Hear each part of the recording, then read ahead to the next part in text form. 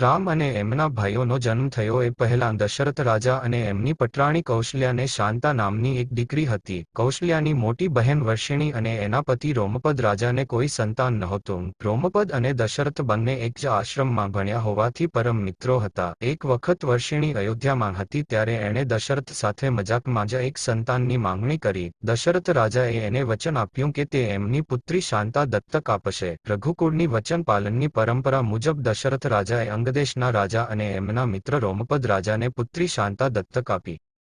સમય વીતતા શાંતા એક સ્વરૂપવાન સ્ત્રી બની ગઈ. એક દિવસ એ રોમપદ રાજા સાથે વાતચીત કરી રહી હતી ત્યારે એક બ્રાહ્મણ ત્યાં આવ્યો. એણે વર્ષા ઋતુ દરમિયાન ખેતી માટે રોમપદ રાજા પાસે મદદ માંગી. રોમપદ પોતાની પુત્રી શાંતા સાથે વાતચીતમાં વ્યસ્ત હતા એટલે એમણે બ્રાહ્મણની અવગણના કરી. આથી બ્રાહ્મણ એમનું રાજ્ય છોડી જતો રહ્યો. પોતાના આ બ્રાહ્મણ ભક્તનું આવું અપમાન થયેલું જોઈને મેઘરાજ ઇન્દ્ર ઘણા ગુસ્સે થઈ ગયા. એમણે રોમપદને સજા કરવાનું નક્કી કર્યું એટલે એ વર્ષા ઋતુમાં અંગદેશમાં વરસાદ ન પડ્યો. આ શ્રાપમાંથી મુક્ત થવા રોમપદે ઋષ્યશૃંગ ઋષિને વરસાદ માટે યજ્ઞ કરવા બોલાવ્યા. આ યજ્ઞ સફળ થતાં દશરથ અને રોમપદે શાંતાના લગ્ન ઋષ્યશૃંગ સાથે કરાવ્યા.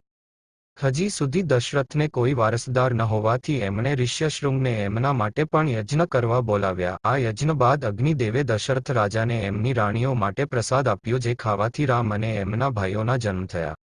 રામ વિષ્ણુના અવતાર ગણાય છે. ભરત અને શત્રુઘ્ન એમના સુદર્શન ચક્ર અને શંખ ગણાય છે. લક્ષ્મણ શેષનાગનો અવતાર ગણાય છે. શેષનાગ એ વૈકુંઠમાં વિષ્ણુની બેઠક છે. લક્ષ્મણ રામના નાના ભાઈ હોવાથી એમને હંમેશા રામના હુકમોનું પાલન કરવું પડતું. આથી એમને મોટા ભાઈ તરીકે જન્મ લેવો હતો. એમની આ ઈચ્છા પૂરી થઈ જ્યારે એમણે શ્રીકૃષ્ણના મોટા ભાઈ બલરામ તરીકે જન્મ લીધો. કૃષ્ણ વિષ્ણુના અવતાર ગણાય છે અને બલરામ શેષનાગના અવતાર ગણાય છે.